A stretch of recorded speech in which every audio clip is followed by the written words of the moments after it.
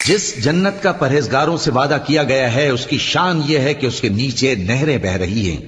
اس کے پھل ہمیشہ باقی رہنے والے ہیں اور اس کے سائے بھی۔ یہ ان لوگوں کا انجام ہے جو متقی ہیں، اور کافروں کا انجام دوزخ ہے۔ اور جن لوگوں کو ہم نے کتاب دی ہے وہ اس کتاب سے جو تم پر نازل ہوئی ہے خوش ہوتی ہیں،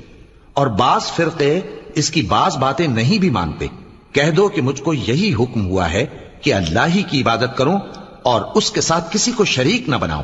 میں اسی کی طرف بلاتا ہوں اور اسی کی طرف مجھے لوٹنا ہے۔ اور اسی طرح ہم نے اس قرآن کو عربی زبان کا فرمان بنا کر نازل کیا ہے، اور اگر تم علم آ جانے کے بعد